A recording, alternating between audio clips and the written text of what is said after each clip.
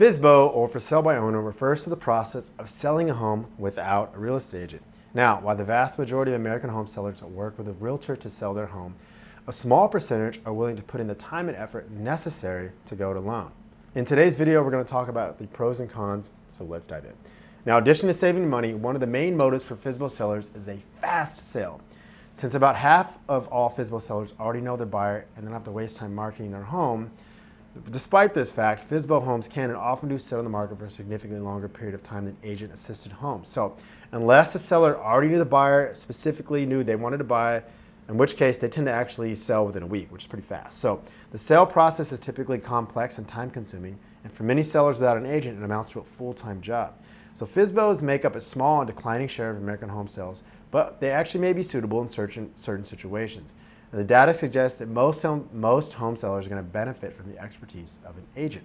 Now, in 2020, FSBOs represented 8% of all home sales, according to a large annual survey by the National Association of Realtors. Now, Zillow's estimation isn't far off. They reported in 2017 that FSBO sellers who never use an agent comprised about 11% of the seller's market. The popularity of FSBO has been declining with time. From 1981 to 2020, it dropped from 15% to the aforementioned 8%. Now, selling a house yourself is complicated and risky, and the price you achieve may be much less than what you can get with an agent. If you're trying to save money on realtor commission fees, a discount real estate agent may be a better option than choosing FSBO. So keep in mind, as with most things in life, you usually get for what you pay. More on that later. Many FSBO sellers hope they can save money by not using an agent, but studies show that FSBO homes tend to sell for less than agent-assisted properties. Collateral Analytics, a provider of real estate analytic products, studied real estate sales that occurred in 2016 and 2017 in 13 counties across the U.S. and used a model to control for property differences such as age. The company found that FSBO homes sold for an average of 5.5% less than comparable homes listed on the MLS. That 5.5% is remarkably close to average commission rates, Collateral Analytics noted. So average realtor commissions vary by state, but are typically in the 5 to 6% range. So what is the takeaway? Since FSBO sellers are essentially earning 5.5% less on the sale of their home, the same amount they paid to an agent, it may be easier just to go with the agent in the first place and avoid the headaches of managing the sale process on their own. Using a different methodology, the National Association of Realtors found that FSBO homes typically sell for around 26% less than other homes. Now, the association's 2020 survey of 8,200 recent home buyers found that FSBO homes sold for a median price of $217,900, whereas agent-assisted homes sold for a median of $295,000. The median price for all homes was $242,000. So an interesting find was that buyers assumed that making an offer on a FSBO home will lead to a better deal for them. In a 2022 survey of 1,000 home buyers, 73% said if the seller wasn't represented by an agent, either themselves or the agent could negotiate a better deal. Something to consider if you're a buyer, but particularly if you're a seller. What is the biggest motivation for going FSBO? Saving money, of course. So according to Zillow, 61% of FSBO sellers are trying to save money by going it alone. Now, as mentioned previously, one of the main problems is that FSBO homes tend to sell for much less than agent-assisted homes, often neutralizing the cost advantage of dispensing with said agent.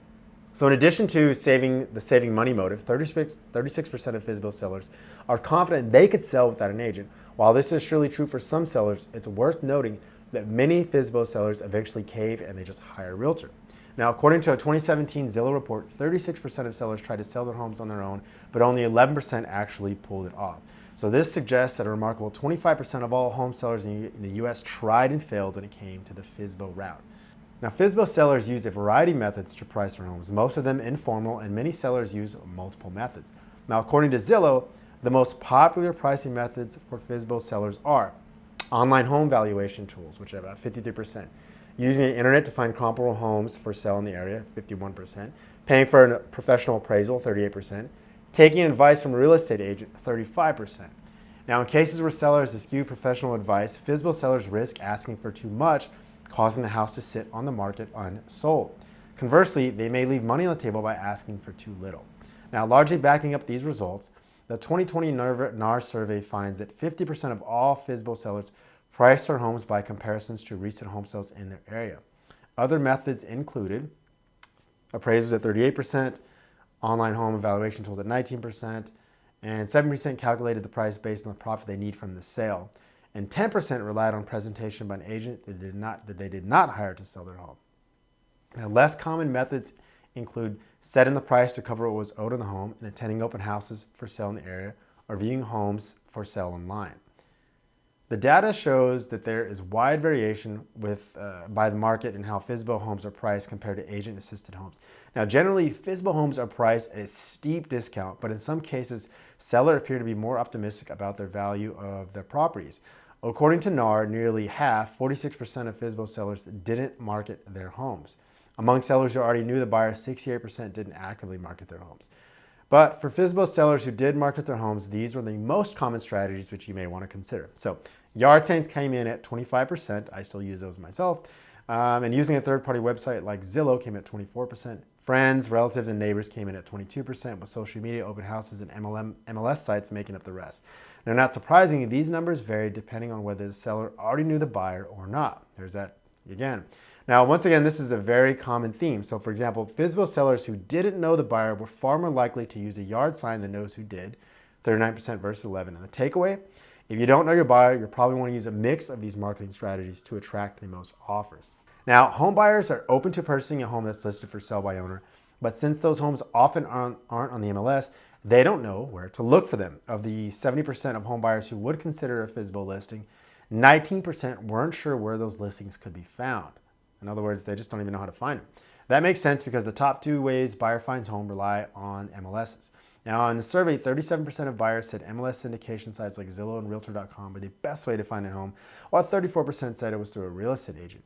Now, if you decide that FSBO is right for you, it can be extremely beneficial to pay for a flat fee MLS package from a reputable company, something to think about. That way, your home will at least be listed on the MLS and put on the home search sites most popular with buyers. Now, it might be slightly more expensive than free or FSBO sites, but it will greatly expand your pool of buyers, which is totally worth it in my opinion.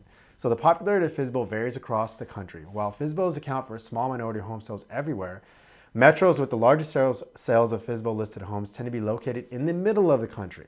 So the metros with the smallest share are generally coastal. And the exact percentage of homes sold FSBO ranges from as little as 1.3% in Honolulu to 12.5% in Tulsa, Oklahoma, according to some Trulia data. But it's usually in the single digits. Now, the NAR survey shines a different light on the issue. Breaking it down by region, FSBO was most popular in the Northeast and least popular in the West. Now, interestingly, sellers in the Northeast were also the most likely to try selling their home on their own and then hire an agent. So working with an agent was most popular in the West at 90% and the Northeast at 91%, least popular in the South with 89%, and Midwest just 1% lower at 88%. Now, there's also a rural-urban divide in FSBO popularity. 22% of FSBO sales are located in rural areas compared to 14% of agent-assisted sales. Now, moreover, 6% of FSBO sales are located in vacational resort areas versus 3% of agent-assisted sales. Now, 61% of all FSBO sales take place in urban areas or suburbs and subdivisions compared to 70% of agent-assisted sales. In other words, while there are more total FSBO sales in urban areas, FSBO sales are more heavily concentrated in rural areas than agent-assisted sales.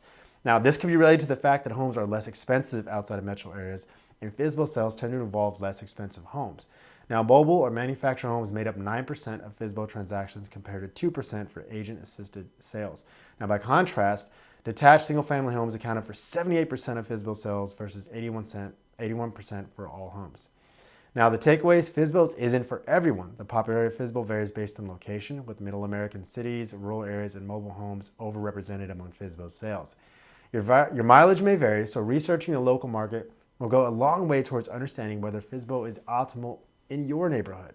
77% of FSBO homes change hands in less than 2 weeks, and NAR data shows that 4% of all home sales in the U.S. were FSBO sales where the seller already knew the buyer, and another 4% were FSBO sales where the seller didn't know the buyer. So when FSBO sellers know the buyer, the house's median time on the market is less than a week. Very fast transaction.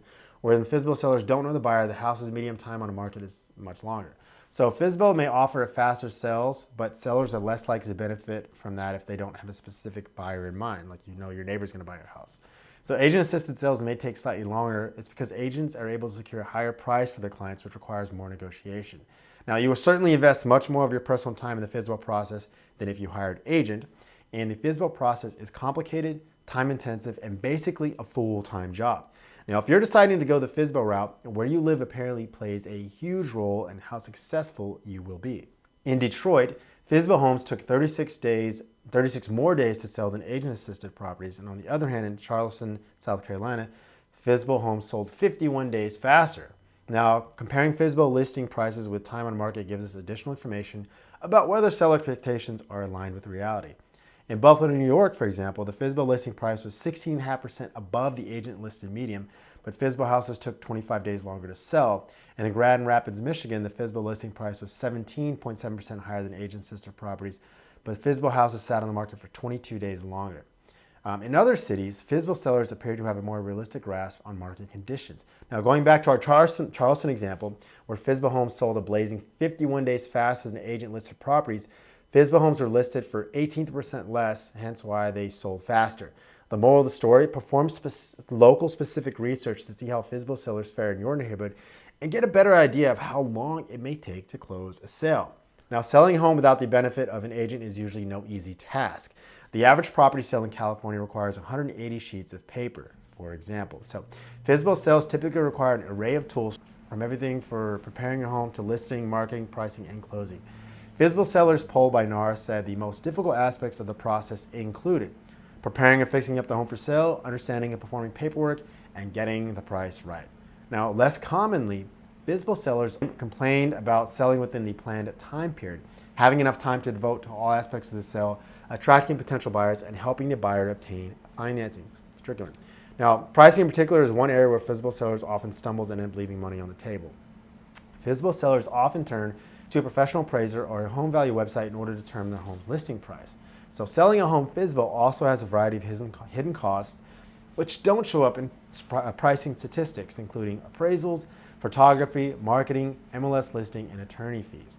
Now, these are in addition to the standard costs of selling a home, such as title insurance and escrow fees. Now, once again, one of the most important facts about FSBO is that roughly half of all FSBO sellers already know the buyer. So if, like them, you know the intended buyer of your home, for sale by owner could definitely be a reasonable option for you. But it's worth reiterating that many people who try selling their homes by themselves simply throw in the towel and hire an agent. Now, the data suggests that roughly 1.25% of American home sellers fit this description. Ultimately, whether you decide to go FSBO should depend on your experience and comfort level with real estate sales, your willingness to take risks, and the amount of time you can invest in the process. So as you can see, there are many things to consider when going the FSBO route. And after watching today's video, you only have one question to ask yourself. Is the for sale by owner route right for you?